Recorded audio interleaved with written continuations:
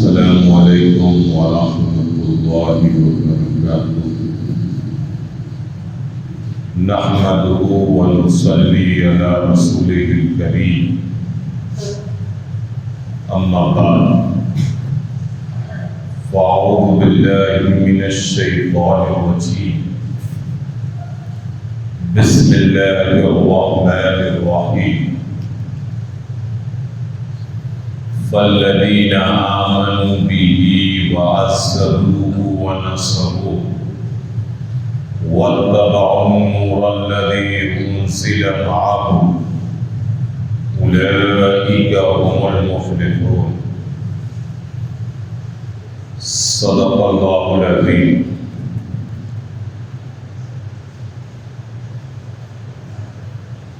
معزز سامعین کرام، عزیز دوستو، اللہ رب العزت کا لاکھ لاکھ شکر اور اس کا احسان ہے کہ اس نے کچھ کہنے اور سننے کی توفیق عطا فرمائی۔ ربیع الاول کا مہینہ شروع ہو چکا۔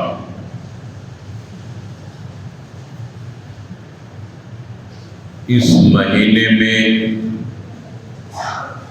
امام الانبیاء، خاتم الانبیاء، افضل الانبیاء سرکار دو عالم صلی اللہ علیہ وسلم کی ولادت باسعادت ہوئی۔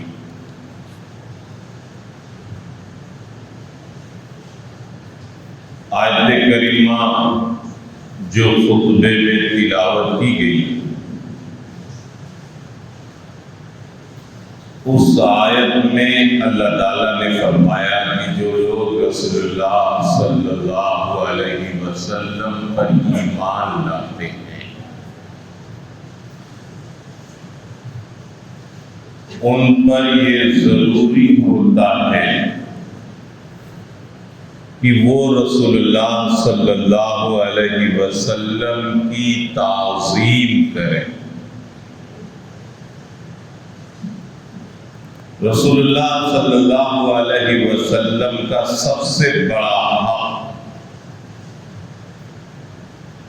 اس روئے زمین پر بسنے والے انسانوں پر یہ ہے کہ وہ رسول اللہ صلی اللہ علیہ وسلم پر ایمان لائے۔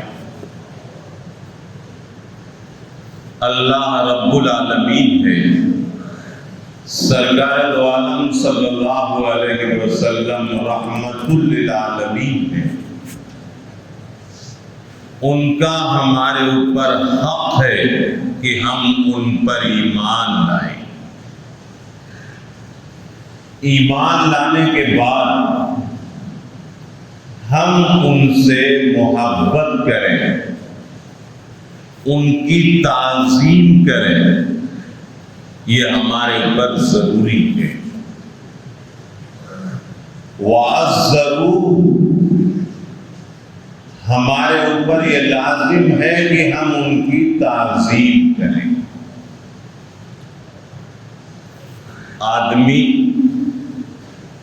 کسی سے محبت کرتا ہے، کسی کی تعظیم کرتا ہے، اس کے اندر کچھ خوبیاں ہوتی ہیں، صفات ہوتی ہیں، اس وجہ سے انسان اس ذات سے، اس شخص سے محبت کرتا ہے، تعظیم کرتا ہے۔ دنیا کے اندر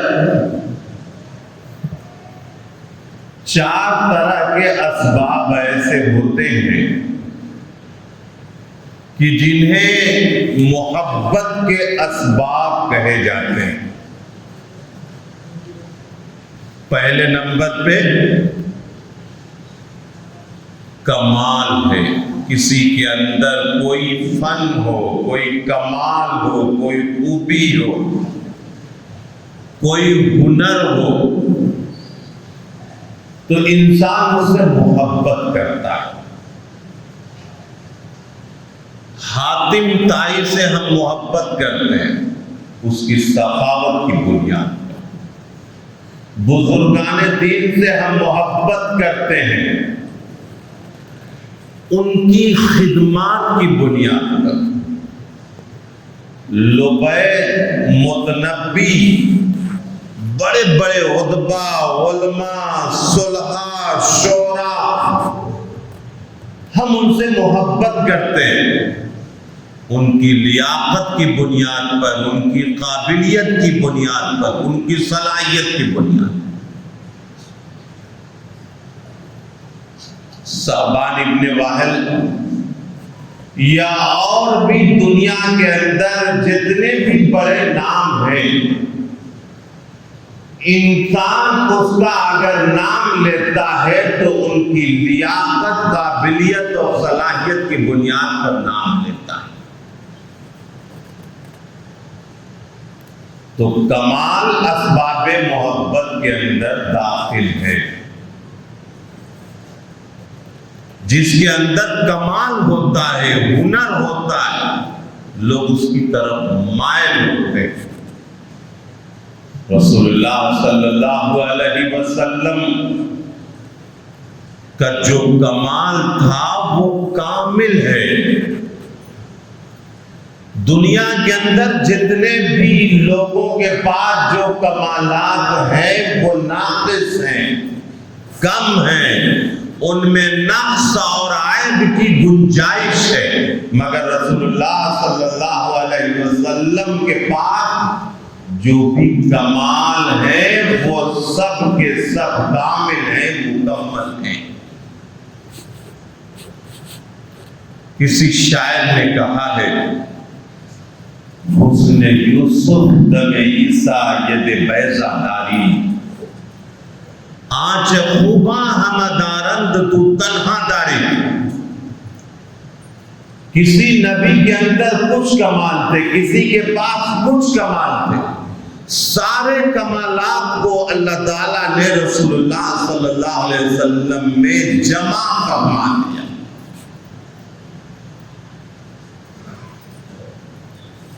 فاران کی چوٹیوں سے رسول اللہ صلی اللہ علیہ وسلم کا جو پیغام دنیا کے اندر پھیلا، اس وقت جو مکہ کے اندر ایک طرف اللہ کے رسول صلی اللہ علیہ وسلم تھے اور دوسری طرف مکہ کے سارے لوگ تھے، لیکن رسول اللہ صلی اللہ علیہ وسلم نے جس پیغام کو دنیا کے اندر پھیلایا، اس پیغام کو سبھی لوگوں نے لیا۔ آج دنیا کے اندر 7 ارب اور کچھ کروڑ لوگ اس وقت دنیا کے اندر بستے ہیں، اس میں 1/3 سے زیادہ حصہ رسول اللہ صلی اللہ علیہ وسلم پر ایمان لاتا، ان سے محبت کرتا ہے، کیونکہ رسول اللہ صلی اللہ علیہ وسلم نے انسانوں کو انسانیت سکھلائی، انسانوں کو اللہ سے جوڑا، سینکڑوں معبودان باطل کی پرستش سے نکال کر خدا واحد کے سامنے نہ کھڑا کر دیا۔ یہ کیا ہے؟ رسول اللہ صلی اللہ علیہ وسلم اگر کمال میں دیکھا جائے تو رسول اللہ صلی اللہ علیہ وسلم کا کمال ایک طرف اور ساری دنیا کا کمال ایک طرف۔ رسول اللہ صلی اللہ علیہ وسلم کو اللہ تعالیٰ نے بہت بڑے کمالات سے نوازا تھا، اتنا کمال کسی کے اندر، اتنی خوبیاں کسی کے اندر نہیں پائی جا سکتی۔ اسی وجہ سے کہا جاتا ہے کہ اللہ کے بعد اگر کسی کا مقام ہے تو سرکار دو عالم صلی اللہ علیہ وسلم کا مقام ہے۔ دوسرے نمبر پر جمال ہوتا ہے۔ انسان کسی سے محبت کرتا ہے، کسی سے متاثر ہوتا ہے تو اس کے جمال سے بھی، اس کی خوبی، اس کی خوبصورتی سے بھی متاثر ہوتا ہے۔ حضرت حسان ابن ثابت رضی اللہ تعالیٰ عنہ نے اشعار میں کہا اس روئے زمین پر رسول اللہ صلی اللہ علیہ وسلم سے زیادہ کوئی خوبصورت پیدا نہیں.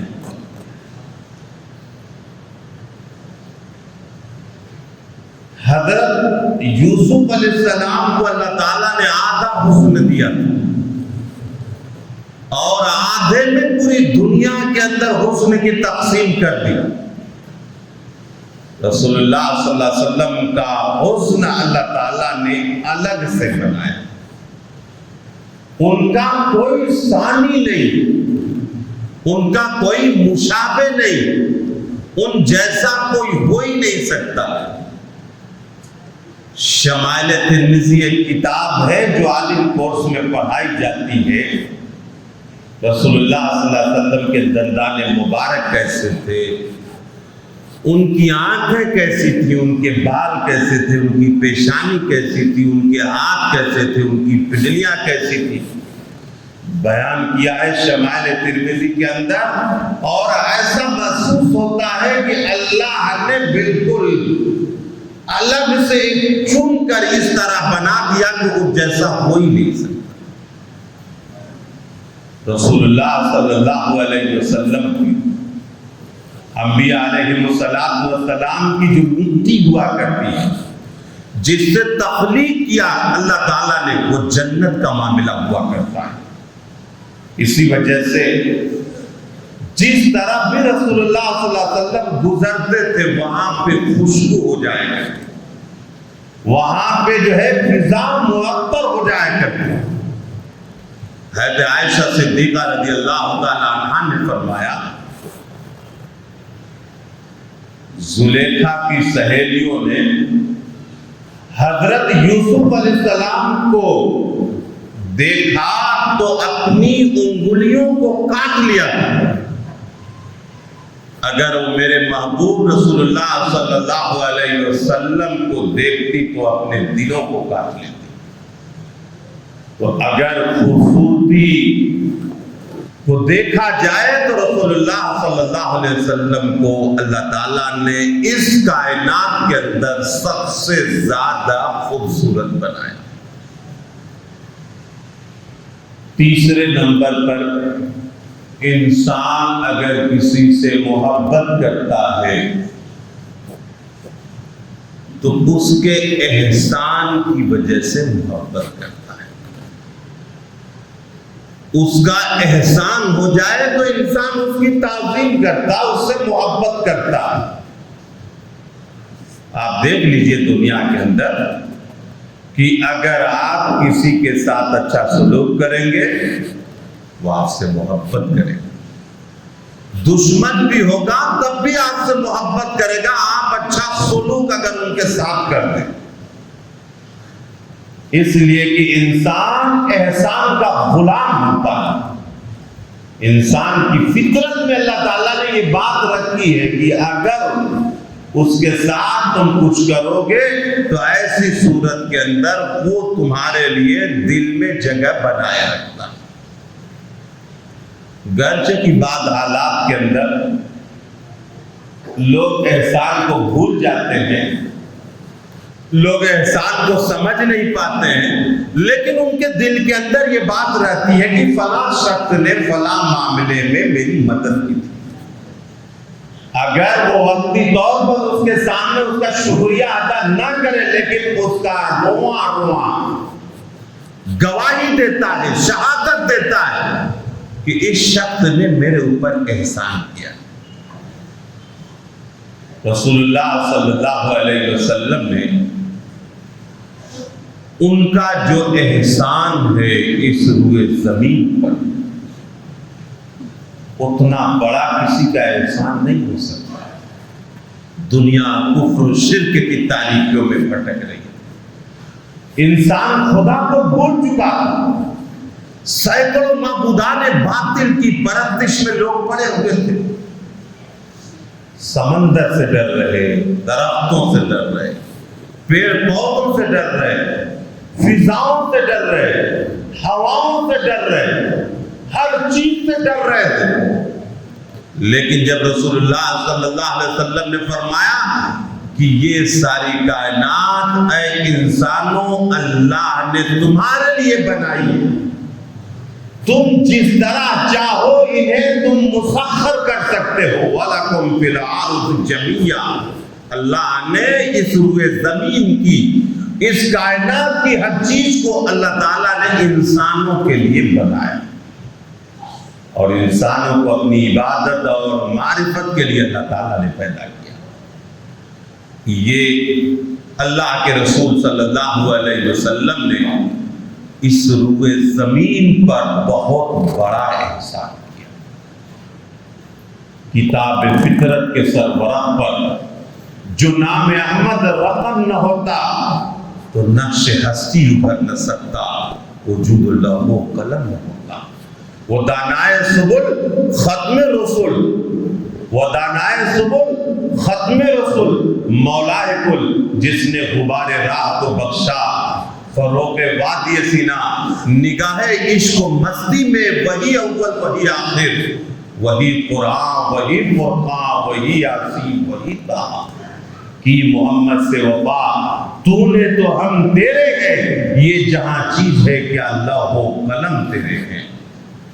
رسول اللہ صلی اللہ علیہ وسلم کا احسان اس روئے زمین پر ہر ایک کے ساتھ۔ رسول اللہ صلی اللہ علیہ وسلم نے جانوروں کے حقوق بتائے، رسول اللہ صلی اللہ علیہ وسلم نے حیوانات نباتات کے حقوق بتائے، عورتوں کے حقوق بتائے، بچوں کے حقوق بتائے، جوانوں کے حقوق بتائے، بھائی کا حق بتایا، بہن کا حق بتایا، بیوی کا حق بتایا۔ وہ کون سی ایسی بات نہیں ہے، وہ کون سی ایسی بات ہے جس کو رسول اللہ صلی اللہ علیہ وسلم نے بتایا کہ انسانوں دیکھو ایسا کرنا چاہیے۔ ہر چیز میں رسول اللہ صلی اللہ علیہ وسلم کی زندگی ہمارے لیے نمونہ ہے، تجارت میں بھی ہو، ملازمت میں بھی ہو، زراعت میں بھی ہو، کاشتکاری میں بھی ہو، صنعت گری میں بھی ہو، بہادری میں بھی ہو، پہلوانی میں بھی ہو، ہر طرح سے اگر دیکھا جائے تو رسول اللہ صلی اللہ علیہ وسلم نے روئے زمین پر لقد کان لکم فی رسول اللہ اسوۃ حسنہ جو اللہ نے فرمایا وہ ساری کی ساری چیزیں اس روئے زمین پر ہوں۔ جس نے اچھا کیا شاباشی دی، جس نے برا کیا ناراضگی کی، جس نے اچھا کام کر کے کیا اس کی تعریف کی، جس نے غلط کام کیا بہت بڑا جرم کیا اسے سزا دی۔ رسول اللہ صلی اللہ علیہ وسلم نے اس روئے زمین پر بسنے والے انسانوں پر بہت بڑا احسان کیا۔ اس وجہ سے ہر باشعور انسان رسول اللہ صلی اللہ علیہ وسلم سے محبت کرتا ہے۔ 3 اسباب ہوئے، چوتھا جو سبب ہے اسباب محبت کا، مال کہا جاتا ہے۔ بعض لوگوں نے لکھا ہے کہ مال جو ہے اسباب محبت نہیں ہے، مال سے محبت پیدا نہیں ہوتی، مال سے چاپلوسی پیدا ہوتی ہے، خوشامد پیدا ہوتی ہے، تملک پسندی پیدا ہوتی ہے۔ اگر کسی کے پاس مال ہے اور اس کے آزو بازو میں لوگ جو ہے مڈلاتے رہتے ہیں، اس کے آزو بازو میں لوگ رہتے ہیں تو وہ اس سے محبت نہیں کرتے، اس کے مال سے محبت کرتے۔ اگر اس کا مال ختم ہو جائے تو وہ لوگ خود بخود جو ہے بھاگ جائیں گے، رکیں گے بھی نہیں۔ اس لیے کہ مال جو ہے انسان کو چاپلوس بناتا ہے، انسان کو جو ہے عیار بناتا ہے، مکار بناتا ہے، دغاباز بناتا ہے۔ لیکن اگر بفرض محال مال کو بھی اسباب محبت میں شامل کر لیا جائے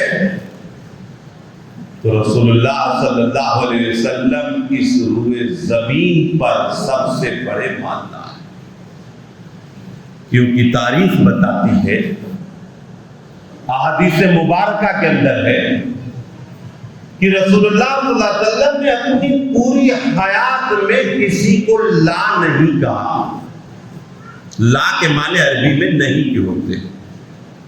کوئی سایہ لایا رسول اللہ صلی اللہ علیہ وسلم نے اسے دیا، نہیں تھا قرضہ لے کر دیا، مگر رسول اللہ صلی اللہ علیہ وسلم نے کسی کو لا نہیں کہا اپنی پوری حیات طیبہ کے اندر۔ اس دنیا سے پردہ فرما جانے سے پہلے رسول اللہ صلی اللہ علیہ وسلم نے کسی کو بھی لا نہیں کہا کہ میں تمہیں نہیں دوں گا۔ لوگوں کے کام آئے رسول اللہ صلی اللہ علیہ وسلم۔ کوئی بھی مالدار بتا سکتا ہے کہ اس نے جو ہے کتنے لوگوں کو دن میں وہ لوگوں کو آگے بڑھاتا ہے۔ بعض مرتبہ تو ایسا ہوتا ہے کہ مالدار کے پاس اگر کوئی سائل پہنچ جائے اور ایسا سائل پہنچ جائے جو بیچارہ جو ہے ان کے سامنے جو ہے کھڑا ہو جائے تو ان کے پیشانیوں کے اوپر بل پڑ جاتے ہیں۔ بہت سارے ہمارے دوست و احباب ہیں جو مدارس کے یا مساجد کے تعلق سے مالداروں کے پاس پہنچتے ہیں، ان کے چہرے بدل جاتے ہیں، ان کا جو ہے رویہ بدل جاتا ہے۔ اسے پتا نہیں بیچارے کو اللہ نے تجھے مال دیا ہے، دے گا تو تجھے ہی ثواب ہے، نہیں دے گا تو تجھے، اور اس طرح سے چہرے بدل کر دو گے تو اللہ قبول بھی نہیں فرمائے۔ شکر کرو کہ تمہارے پاس کوئی پہنچا۔ اللہ یہ بھی کر سکتا کہ تمہیں اس جگہ بیٹھا دیتا، اسے تمہیں کر دیتا وہاں پہ۔ یہ بھی کیا ہے، انسان کو سوچنا چاہیے۔ تلک الایام نداولها بین الناس، یہ دن کیا ہے، بدلتے رہتے ہیں، حالات کیا ہے، بدلتے رہتے ہیں۔ انسان کو کبھی بھی کیا ہے، سائل کے ساتھ یا جو ہے کسی ضرورت مند کے ساتھ اگر آپ دے سکتے ہیں تو دے دیجئے، نہیں دے سکتے ہیں تو بہت حسن سلوک کے ساتھ جو ہے گزر جائے، بہت خوبصورتی کے ساتھ انسان کیا ہے گزر جائے۔ کوئی آپ کے اوپر زبردستی کوئی نہیں کرتا، آپ حسن سلوک کے ساتھ بول سکتے کہ بھائی ہم جو ہے ہمارے پاس نہیں ہے، ہم مدد نہیں کر سکتے، اللہ آپ کی مدد فرمائے، چند جملے بول کر انسان کو جو ہے ادا کر دینا چاہیے۔ بہرحال ایک اور بھی یہاں پہ مسئلہ ہے، بہت سارے مفسرین کرام نے اور بہت سارے علماء اور بہت سارے فقہا نے یہ بات لکھی ہے کہ آدمی کو دینے میں بھی اخلاق کا پہلو رکھنا چاہیے، مگر کس کو دے رہا ہے اس کا بھی اسے دھیان رکھنا چاہیے، خیال رکھنا چاہیے، کیونکہ اگر وہ مانگنے والا پیشہ ور ہے، بہت سخت جملہ لکھا ہے محدثین نے کہ پیشہ ور کو بھیک دینا جائز نہیں ہے۔ پیشہ ور کو کیا ہے، بھیک دینا جو ہے جائز نہیں ہے، اس کی مدد کرنا جائز نہیں ہے، بلکہ مدد اس شخص کی جائے، اس جگہ پہ کی جائے جہاں پہ آپ پہنچ کر، دیکھ کر، سمجھ کر اپنے پیسے کو صحیح جگہ پر، صحیح مقام پر، صحیح شخص کے پاس، صحیح جگہ پہ انسان کو خرچ کرنے کی یہ ذمہ داری ہے۔ یوں ہی دکھانے کے لیے، یوں ہی اڑانے کے لیے، یوں ہی شیخی بگھانے کے لیے یا یوں ہی خرچ کرنے سے کام جو ہے نہیں چلنے والا۔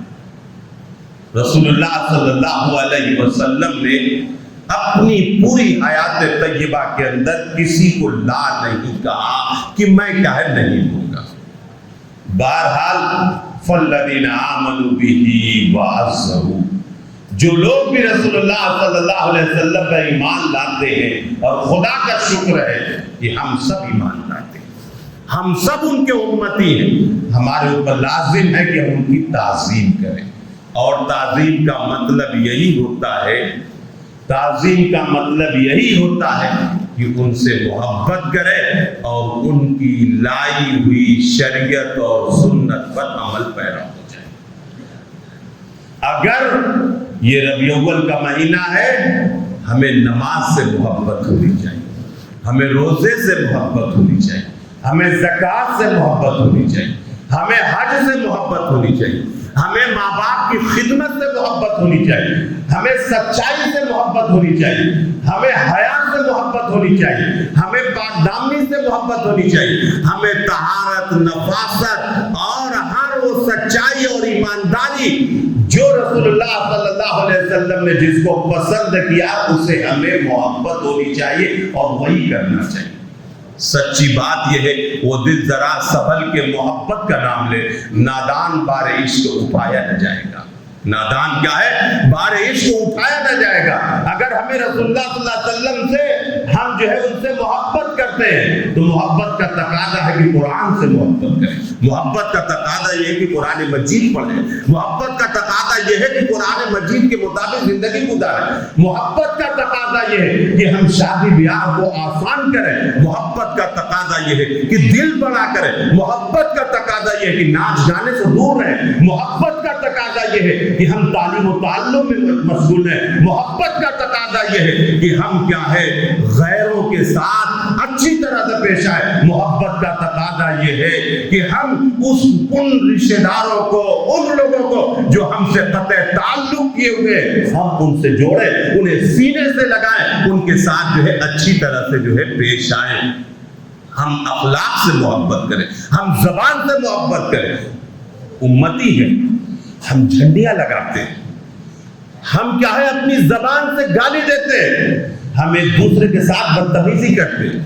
کل ہی ایک صاحب نے فون کیا کہ ایک صاحب جو ہے گھر میں اپنی بیوی کو گالی بھی دے رہے ہیں، مار بھی رہے ہیں. بتائیے ایسا ہو رہا ہے، ایسا جو ہے. اور اسی طرح لوگ اپنی ماں کو گالی دیتے، اپنے باپ کو گالی دیتے. ایک حصے میں گیا، ایک جگہ بھائیوں میں باپ کا انتقال ہو گیا تو بڑا بھائی چھوٹے کو گالی دے رہا ہے، چھوٹا والا بڑے کو گالی دے رہا ہے. اور پھر اس کے بعد اس طرح سے جو ہے چند دنیا کے ٹکوں کے چکر کے اندر، چند دنیا کے فائدے کے اندر ہم کیا ہے اپنے رشتہ داریوں کو، اپنے اخلاق کو، اپنی کردار کو، اپنی شرافت کو بھول جاتے. خواہ مخواہ کچھ لوگ موٹر سائیکل پر بیٹھ کر آ کر دکان پر آ کر گالیاں دیتے، زبان خراب کرتے. اگر خدا پاک کی قسم رسول اللہ صلی اللہ علیہ وسلم سے محبت کرتے ہیں تو اپنی زبان کی حفاظت فرمائیں، اپنے اولاد کی حفاظت فرمائیں، اپنے اخلاق کی حفاظت فرمائیں، نمازوں کی حفاظت فرمائیں، اپنی جو ہے صداقت اور ایمانداری کی جو ہے حفاظت فرمائیں. یہ ربیع الاول کا مہینہ یہی پیغام دیتا ہے. جھنڈیاں لگانا یا جلوس نکالنا یا طرح طرح کی چیزوں کے اندر پڑنا یہ محبت کا تقاضا نہیں. صحابہ کرام رضوان اللہ تعالی علیہم اجمعین ہمارے لیے نمونہ ہے کہ انہوں نے رسول اللہ صلی اللہ علیہ وسلم سے کیسی محبت کی اور رسول اللہ صلی اللہ علیہ وسلم سے کس طرح محبت کو جو ہے ادا کیا ہے. اسی طریقے سے ہم کیا ہے اپنے اندر محبت کو پیدا کریں، تب جا کے رسول اللہ صلی اللہ علیہ وسلم کا جو فرمان ہے من احبنی، جس نے مجھ سے محبت کیا فقد معی فی الجنہ، وہ میرے ساتھ جنت میں ہوگا، ورنہ جو ہے ایسا شخص جو ہے جنت میں نہیں ہوگا. رسول اللہ صلی اللہ علیہ وسلم کی وہ شفاعت سے بھی محروم ہو جائے گا. اللہ نے قرآن میں فرمایا وقال الرسول یا ربی ان قوم اتخذوا هذا القرآن مہجورا. رسول اللہ صلی اللہ علیہ وسلم محشر کے میدان میں فرمائیں گے کہ اے میرے پروردگار، بے شک یہ میری امت کے لوگ ہیں لیکن میں ان لوگوں کی سفارش اور شفاعت نہیں کرتا. کیوں نہیں کرتا؟ اتخذوا هذا القرآن مہجورا، کہ ان لوگوں نے قرآن کو پایا اور قرآن کو چھوڑ دیا. بہرحال یہ ربیع الاول کا مہینہ ہمیں بہت بڑا پیغام دیتا ہے. ہم اپنی داخلی زندگی، خارجی زندگی، ملکی زندگی، سیاسی زندگی، ساری زندگیوں کا ہم کیا ہے دیکھیں ہمارے سامنے جو ہے ہم کس طرح سے زندگی گزار رہے اور ہمیں کیسے جو ہے گزارنا چاہیے، اس کے لیے ہمیں سوچنے کی ضرورت ہے. 12 وقت ہو چکا ہے. دعا کیجیے اللہ تعالیٰ مجھے بھی اور سبھی لوگوں کو کہنے سننے سے زیادہ عمل کرنے کی توفیق عطا فرمائے. آمین. وآخر دعوانا الحمدللہ رب العالمین.